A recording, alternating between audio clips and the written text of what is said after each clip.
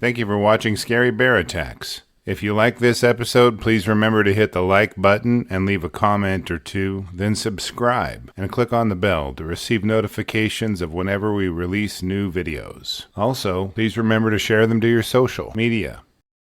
As soon as the hunter fired his rifle, the elk arched its back in reaction to the impact of the bullet. Watching carefully, the hunter saw the bull dash toward the valley bottom and into some thick brush and timber.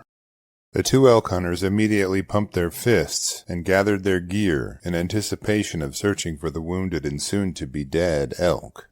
The short hike to where the elk was shot didn't take long, as it was filled with excitement and promise. Slowly stepping through the forest, the hunters followed a blood trail leading into the trees. The two scanned the trees for an elk in its death throes, but couldn't help but notice a calm had settled over the forest. The birds were quiet, and the usual noises silent. Just beyond a small fold in the land, and only a few yards away, brush began breaking and tossing as a large, powerful animal busted through it. Just seconds later, a massive grizzly bear exploded from cover. The elk hunter nearest the bear tried to lift his rifle to his shoulder and hoped he could squeeze the trigger before the bear closed in on him. Welcome back to Scary Bear Attacks. Just west of Calgary, Alberta, Canada, and a few miles north lies a small town known as Cochrane. The thick forests of fir, spruce, and pine trees crowd in dense stands across the rolling topography. The elevation of the area is around 4,000 feet. The climate features cold, snowy winters and temperate, mild summers, which allows the brush and trees to thrive. The trees are not the only species that do well here, as the berry bushes of raspberry, buffalo berry, and chokecherries create a nearly impenetrable screen around water sources. Wildlife abounds in these woods, with elk, mule deer, bison, and moose wandering the meadows and hillsides, nibbling leaves and stems as they go. The predators here create a panoply of dangerous and deadly animals.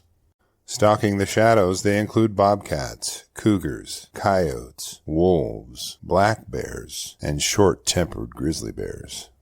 On Thursday, October 30th, 2025, 30-something elk hunter Jesse Sayers was enjoying an elk hunt with a buddy near Cochrane. Sayers was the kind of guy who would always lend a hand.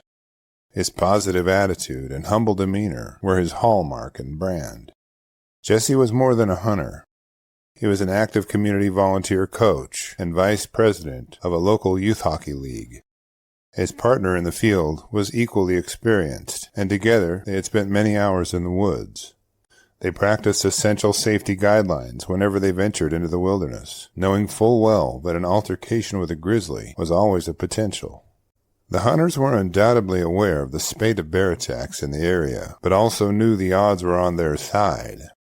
But others had rolled the dice, and their results had left them wanting.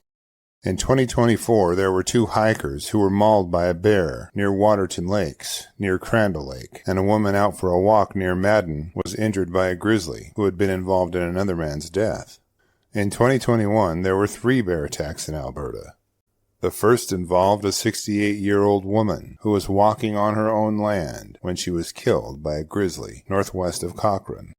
Then near Viperous, west of Cochrane, a jogger was attacked and shoved off a cliff to his death. To round out the year, a hiker was killed by a grizzly sow near Canmore. He lived, but suffered severe head and torso injuries. Prior to that, in 2017, a hunter doing some pre-season scouting was severely mauled by a grizzly bear. He survived by walking 13 miles back to his vehicle, then driving himself to a hospital. Then in 2005, jogger Isabel Doobie was killed by a grizzly while running with friends near a golf course. Prior to that, in 2000, 2 mountain bikers were surprised by a grizzly sow with 2 cubs near Canmore. She left them with their lives and a lifelong supply of pain and terror. It is in doubt whether this list of grizzly bear attacks went through Sayers' mind as he melted through the shadows, hoping to harvest his elk. He and his hunting partner, whom we'll refer to as Tim, had put the sneak on a bull elk earlier in the day and managed to wound it. After a short hike, they arrived at the place the elk was last seen and immediately converged on the blood trail. Most wounded animals head downhill once they're shot, and this bull showed every indication of being mortally wounded, as it did the same. The hunters pushed their way through dense underbrush while following the blood trail before emerging in a large stand of trees with a brushy swale down the middle. While sneaking through the trees, both hunters were frozen for a moment by a hush falling over the forest. They slowed their steps and exchanged concerned glances before timber began popping from the brushy hollow to the hunter's left. Possibly expecting the wounded bull to emerge from the brush, the hunters were terrified to see an enormous and enraged grizzly bear explode from the bushes, already at full speed in their direction. Sayer was only a few yards from the bear and its logical first target. Events likely slowed down for him as his brain took in every detail of the bear as it sped toward him. He could see its eyes locked in on him and watched as each muscle in its shoulders rippled with each bound. Lifting his rifle, Sayers could do little more than brace for impact before the bear slammed him to the ground as Tim was caught in the quandary of killing the bear or accidentally shooting his friend. The grizzly didn't hold back on Sayer as it pinned him to the ground with its enormous bulk. It bit and clawed him for a few seconds before Tim let loose with a thunderous clap from his hunting rifle. The bear limped into the brush in the direction of a second grizzly bear, observed fleeing the scene. Sayer was life-flighted to Foothills Hospital in Calgary by helicopter, where his wounds were cleaned and closed. His injuries were listed as non-life-threatening, with serious but stable condition. A GoFundMe link was organized to help the youth hockey coach pay for his medical bills by friends and family. If you would like to donate to assist in this endeavor, I've pasted a link in the video article below. I'm sure anything you cared to give would help out in some way.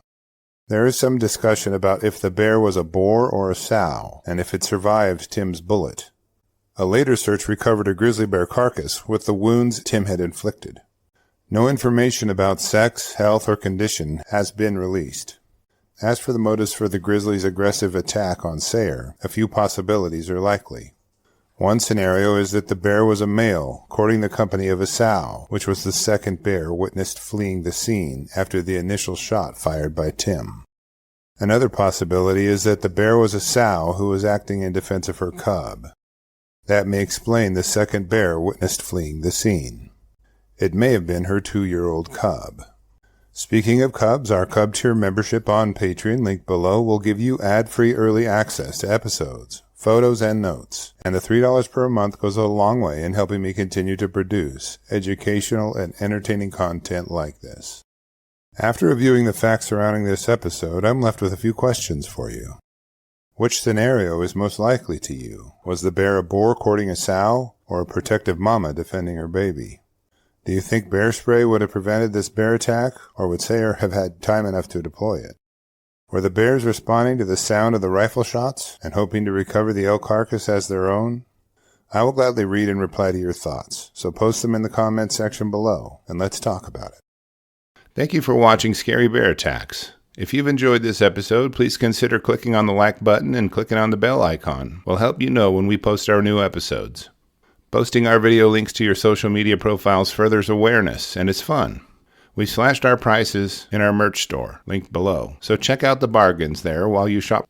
As a member of our human community, remember to adventure bravely and be careful out there, especially in bear country.